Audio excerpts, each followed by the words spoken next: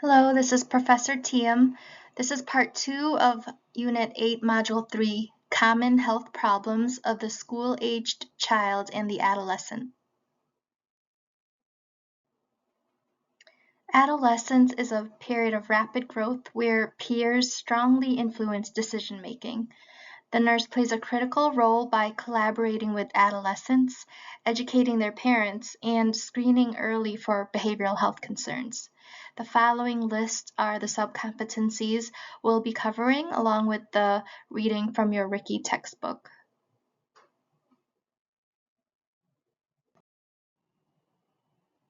ADHD, or Attention Deficit Hyperactivity Disorder, is the most common neurodevelopmental disorder of childhood. It's characterized by inattention, impulsivity, distractibility, and hyperactivity, which can significantly impact academic performance and social functioning. The pathophysiology of ADHD is linked to alterations in the neurotransmitters and also structural brain abnormalities. The diagnosis stems from symptoms beginning before age 7 and persisting for more than 6 months.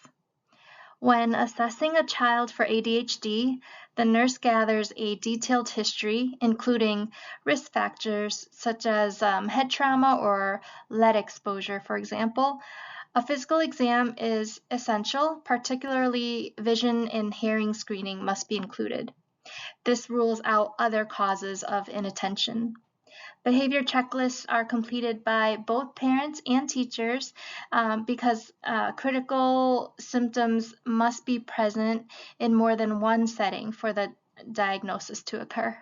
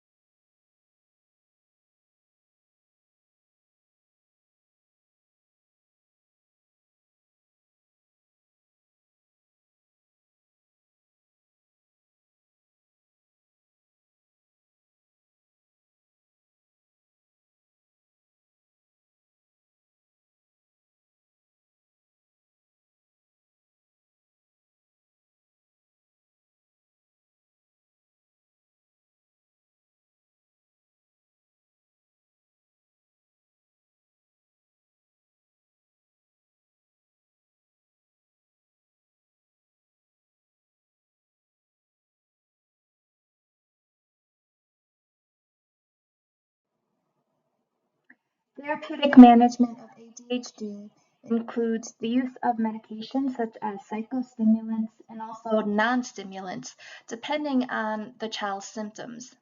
These medications can help improve attention and decrease impulsive behavior. It's important to note that these are not a cure for ADHD. They just help with the symptoms. Psychostimulants such as methylphenidate or Ritalin are typically given in the morning to decrease the risk of insomnia. They may also cause a decrease in appetite, nervousness, so weight loss or anorexia, increased blood pressure, in some cases tachycardia, and also irritability. So the nurse has to monitor closely and recommend giving the medication with or after meals when possible. So if you are in the school nurse's office, you may see Ritalin being prescribed after lunch or perhaps during lunch if the child is able to eat lunch there, and then they'll take their medication in the nurse's office. So the goal of pharmacologic therapy, again, is to increase the child's ability to pay attention and reduce that impulsive behavior, and it is not curative. Other interventions include behavior therapy, also class restructuring, and the use of IEP. So these are individualized education programs that the family and the nurse collaborate with to help navigate the public school system and advocate for the child. This ensures developmentally appropriate education. There are teaching behavioral techniques such as timeout, tokens, reward systems, positive reinforcement. These are important and helpful. Environmental and routine structure are important for the child with ADHD. So the nurse should recommend providing a setting with minimal distractions and stimuli and maintain consistent daily routines. We also encourage games and activities that allow the child to release their energy and also help manage those symptoms. So family education and emotional support is vital. Parents may feel overwhelmed or doubt their effectiveness. Children may struggle with self-esteem, so the nurse works with the family to develop realistic goals such as homework completion, improved communication, and increasing independence in self-care.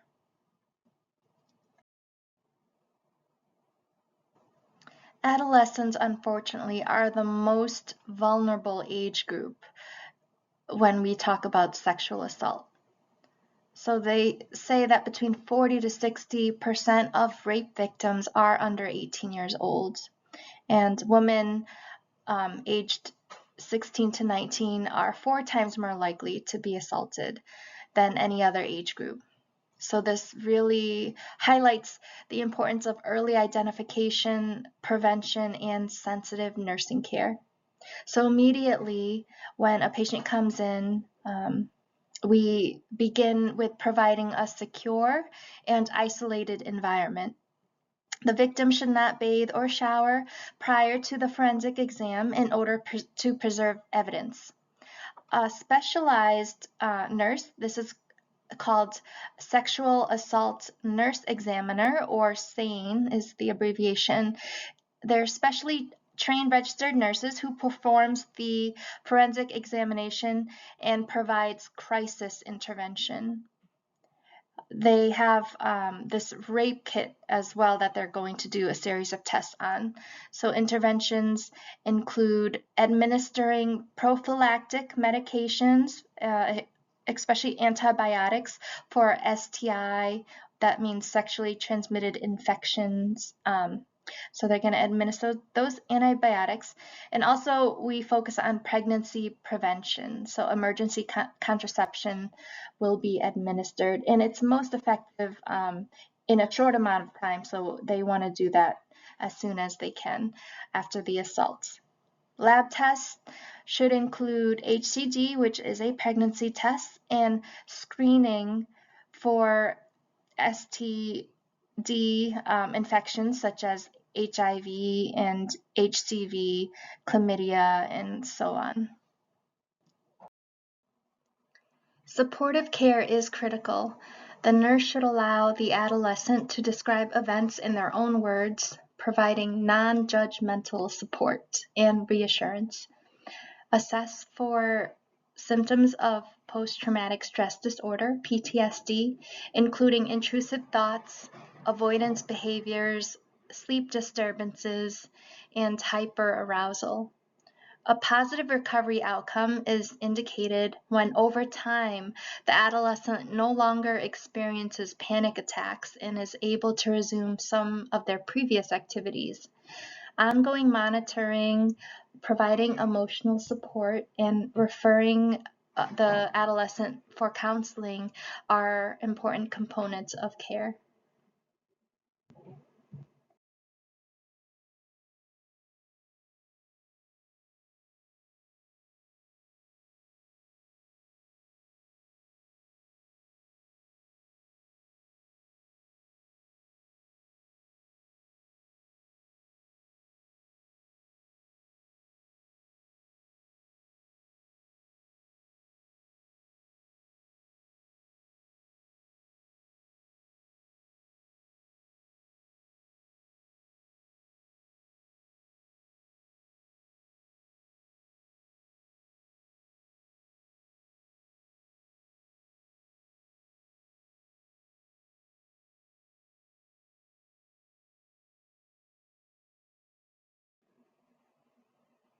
Ingestion is unfortunately the most common method of suicide attempt in adolescents, which is why medication safety and access to substances are extremely important assessment points.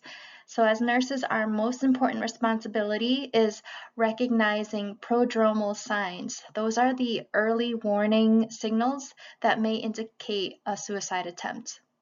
Children and adolescents who frequently contemplate suicide often share their intentions with someone, so we have to take every statement seriously. Asking directly whether the patient has a specific plan isn't harmful or suggestive. It's a standard and appropriate. So this is essential when we are assessing for suicide. There is a safety triage tool which provides a structured framework for evaluation. So first, identifying risk factors and protective factors are important. Next, conduct a suicide inquiry, assessing the ideation, the plan, the intent, and means of suicide. Then determine the level of risk and implement appropriate interventions. Document everything thoroughly. Again, early recognition, direct questioning, and structured assessment are very important components of suicide prevention.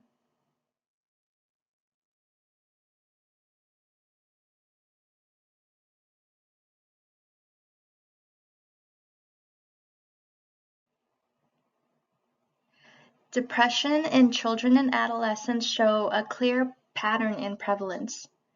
In children, during the pre-puberty phase, the rates are about 1 to 3%. But this increases significantly during adolescence to approximately 9%. During adolescence, females are twice as likely to be affected with depression than males.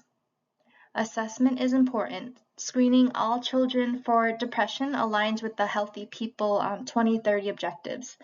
In younger children, there are subtle signs to look out for, such as sleep disturbances, weight changes, or frozen or flat facial expression. In both the children and adolescents, a significant change is appetite changes resulting in weight gain or weight loss. It could be both. So this is a key clinical indicator. Communication is very essential. When an adolescent expresses feelings of worthlessness or hopelessness, nurses should use open-ended therapeutic communication. So asking the child or adolescent, can you tell me more about what you've been feeling, is appropriate and encourages further discussion and builds trust. A major clinical alert is monitoring for suicidal ideation, especially in children or adolescents who are taking antidepressants. So close observation during the initial doses of antidepressants or any dose change is important to ensure safety. So early recognition, consistent screening, and therapeutic communication are all effective nursing care for the pediatric age with depression or screening for depression. Adolescents are highly influenced by peer pressure, which significantly increases the risk of alcohol and cigarette use. One of the best practices for addiction prevention is addressing self-esteem issues early in childhood and adolescence, because low self-esteem is linked to substance use. So alcohol is pharmacologically a central nervous system depressant, but for some reason many adolescents believe it's an upper drug because it causes that initial sociability effect. However, it is the most widely used and misused drug among youth, so education should really focus on the dangers of binge drinking and the impaired driving with alcohol use. Again, it's not an upper drug, it is a depressant.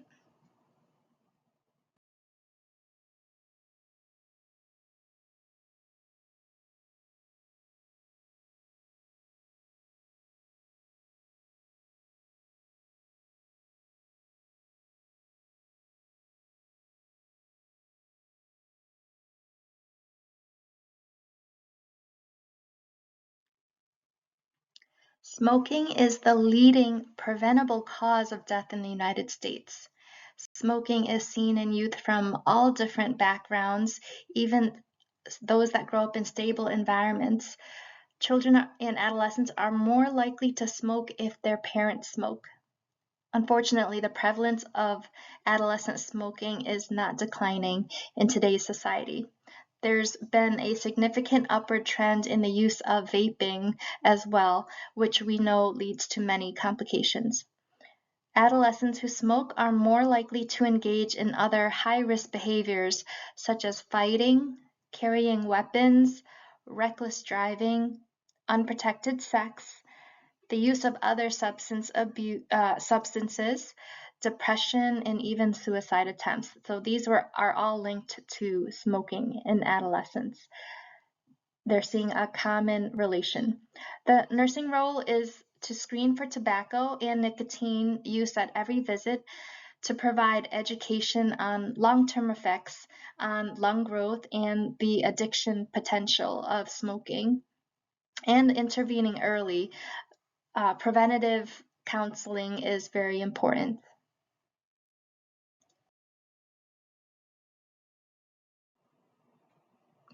Substance abuse in adolescence involves psychological and physical dependence.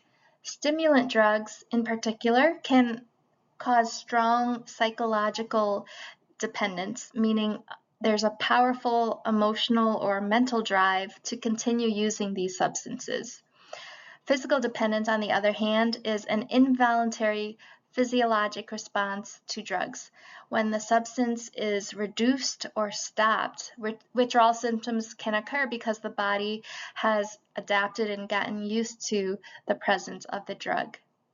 Commonly misused substances include cannabis, inhalants, prescription opioids, and other illicit drugs are stimulants such as cocaine, crack, ecstasy, even bath salts, and there's many others. So these substances, it may initially produce a euphoria feeling, but this can eventually or quickly lead to tachycardia, hypertension, and very serious cardiovascular complications. It's very important that children and adolescents are aware of this. Some nursing considerations include early recognition of signs and symptoms of substance abuse. This is important to prevent more serious consequences. Addressing self-esteem issues in childhood and adolescence is a primary prevention strategy.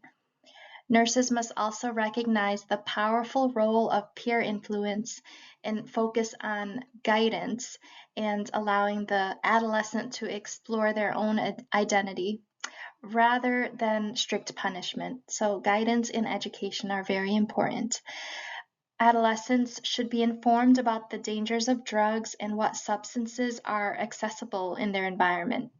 Screening, early intervention, and supportive counseling are key components of prevention.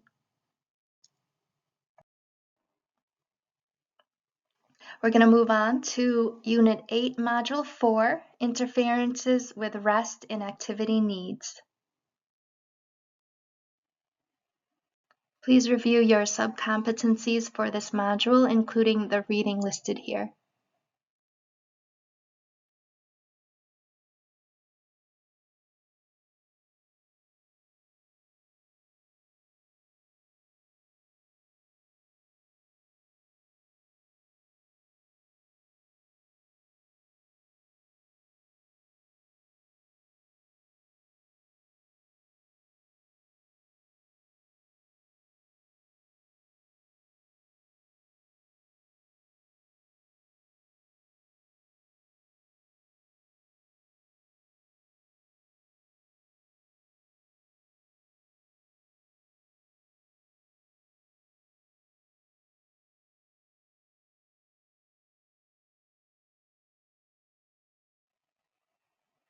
Scoliosis is defined as a lateral curvature of the spine that exceeds 10 degrees.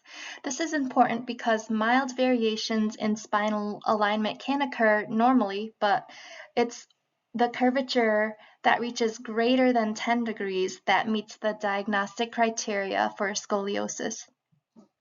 In scoliosis, the vertebrae rotates around a vertical axis. This rotation is what causes asymmetry of the rib cage and can make one shoulder or one side of the back higher than the other. This is typically seen when children bend forward. There's different types of scoliosis. The most common type is called idiopathic scoliosis. This means the cause is unknown. Idiopathic means unknown and unknown cause, and this accounts for the majority of cases seen in adolescents. Another type is neuromuscular scoliosis. This occurs in children with neuromuscular disorders such as cerebral palsy or muscular dystrophy. These diseases cause muscle weakness or imbalance, which affects the spinal alignment. The third type is congenital scoliosis. This occurs when the vertebrae do not form normally during fetal development. During puberty and early adolescence, children often experience rapid growth. In many cases, bones grow faster than muscles during this period. Because the muscles haven't lengthened or strengthened enough to support the skeleton, this can lead to poor posture and may contribute to the development or worsening of scoliosis. Because scoliosis can progress during growth spurts, children who are diagnosed are typically evaluated every 4 to 6 months to monitor the curvature. Children are typically screened for scoliosis during routine annual physical examinations. Some school nurses may also perform scoliosis screenings in school-age children in adolescents by having them do a forward bend test to check for that rib hump or spinal symmetry. However, a definitive diagnosis requires confirmation with an X-ray, especially to confirm the angle of the curvature. Remember, the curvature greater than 10 degrees is what confirms scoliosis. Management depends on the severity of the curve. For moderate curves around 25 to 45 degrees, braces may be used to prevent the curvature from worsening and potentially avoiding surgery. If surgery is required, nursing care focuses on post-operative priorities. Immediately, they are going to be placed on strict bed rest, so turning and log rolling every 2 hours will be important. Pain management is extremely important. We're going to encourage incentive spirometer use to prevent respiratory complications and carefully assess the incision site for signs of infection. Juvenile idiopathic arthritis is an autoimmune disorder in which antibodies target the joints, causing inflammation. Because it's autoimmune, the immune system mistakenly attacks healthy joint tissue. The inflammatory process leads to joint pain, redness, warmth, and stiffness, especially after periods of inactivity. Juvenile idiopathic arthritis, or JIA, we'll call it, is also considered a chronic disease, meaning children may experience periods of flare-ups and remission over time. In addition to affecting the joints, there's also systemic effects. For example, children may develop eye inflammation or enlargement of organs such as the spleen or the liver. There's different types of JIA. The first is pauciarticular. This involves 4 or fewer joints and often affects the knee. This is the most common type. So again, that's pauciarticular. It can also be called oligoarticular. Again, 4 or fewer joints are affected. Often the affected joint is the knee. These children may experience eye inflammation, malaise, poor appetite, and poor weight gain. Possible complications include iritis, uveitis, and uneven leg bone growth. The second type is polyarticular. This involves 5 or more joints and frequently affects the small joints of the body symmetrically. Non-joint manifestations include malaise, lymphadenopathy, organomegaly, and poor growth. Complications may include severe arthritis, rapidly progressing joint damage, and rheumatoid nodules. The third type is systemic. So in addition to joint involvement, there's now systemic fever and rash that may present at diagnosis. Children may also have an enlarged spleen, liver, and lymph nodes, myalgia, and severe anemia. Possible complications include pericarditis, pericardial effusion, pleuritis, and pulmonary fibrosis.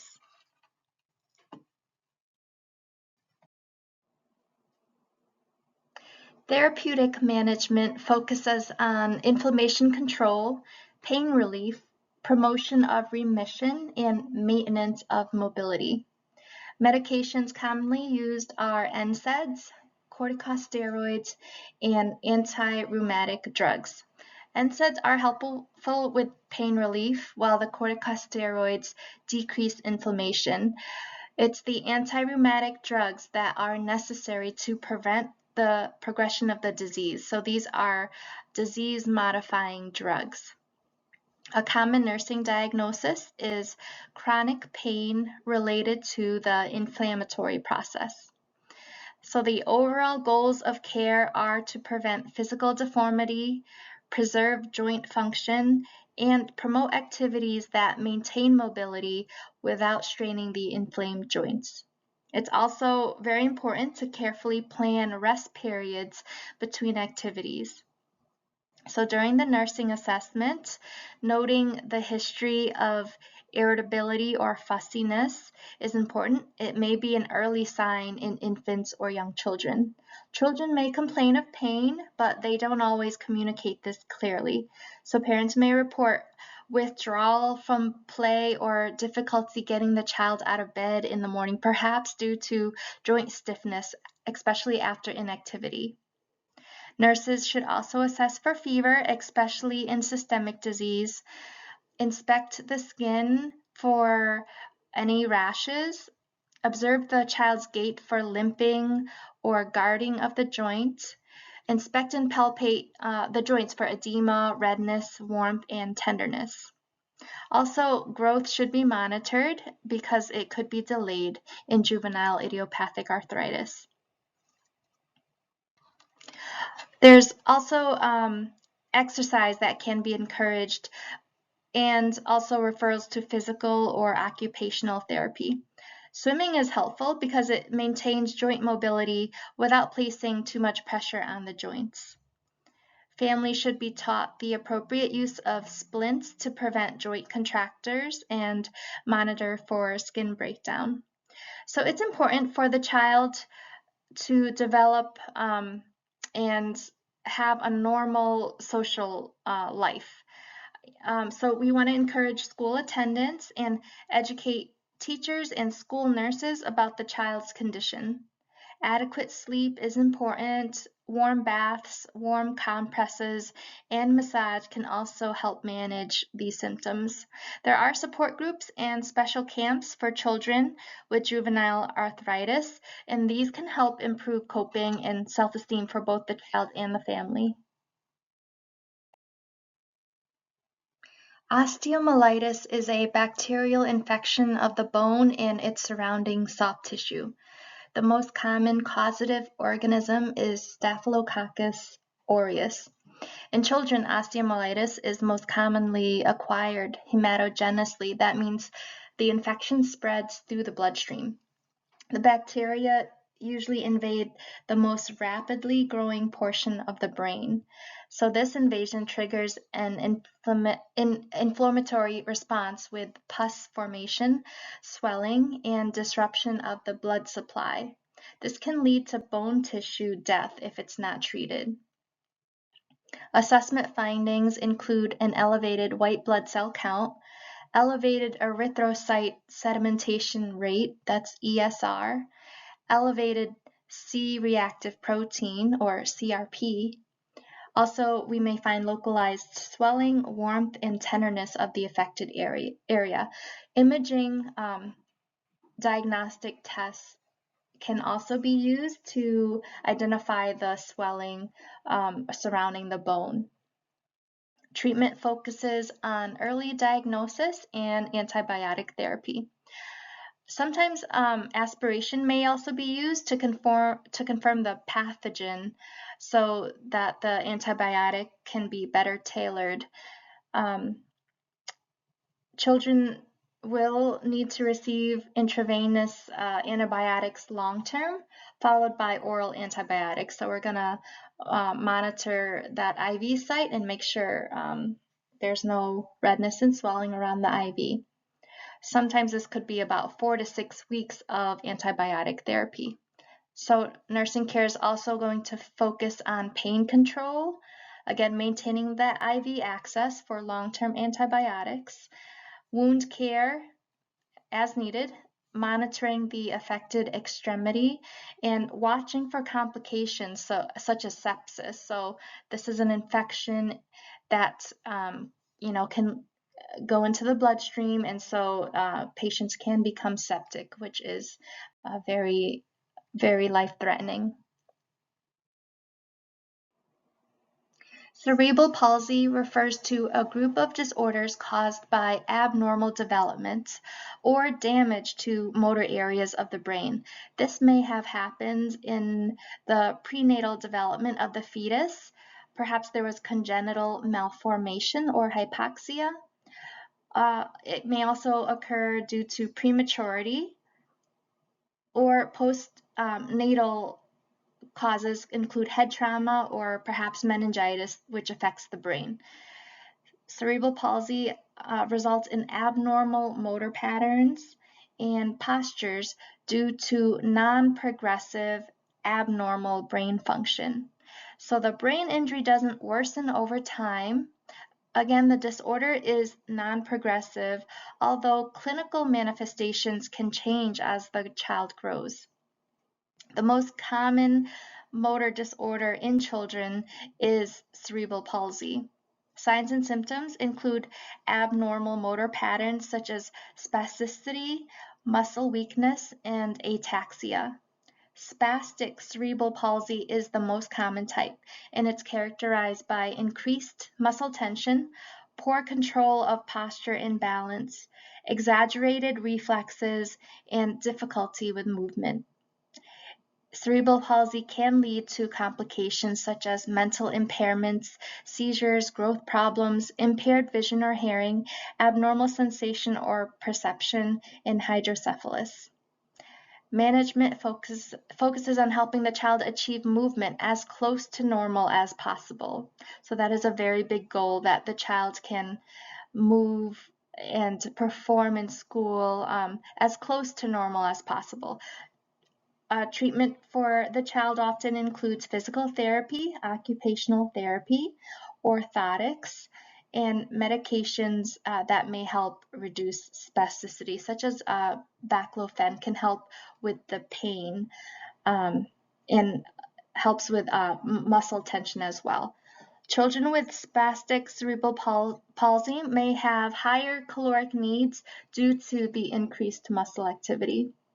So care is very multidisciplinary, and it can involve the neurologist, orthopedic specialist, there's therapists, as we mentioned, PT/OT, nurses and teachers, as well as family members work together to support the child's development and independence. Muscular dystrophy refers to a group of inherited muscular disorders that cause progressive muscle weakness and muscle wasting. The muscles primarily affected are the voluntary skeletal muscles that control movement. Symptoms aren't always evident at birth. In many children, the disease becomes noticeable later in childhood as muscle weakness gradually appears and worsens over time. Muscular dystrophy occurs because of a genetic mutation that results in the absence or deficiency of an important muscle protein. Without the protein, muscle cells become damaged and gradually deteriorate. There are several types of muscular dystrophy, but the most common form is called Duchenne muscular dystrophy. So weakness usually begins in the hips, thighs, pelvis, and shoulders, and eventually progresses to involve respiratory and cardiac muscles. Children with Duchenne muscular dystrophy may show delayed walking, frequent falls, difficulty climbing the stairs, and a waddling gait, which is characteristic. A classic finding is called the Gower sign, where the child uses their hands to push up their legs in order to stand due to the progressive muscle weakness. Also, pseudohypertrophy is common, which is the enlarged calves depicted in this picture.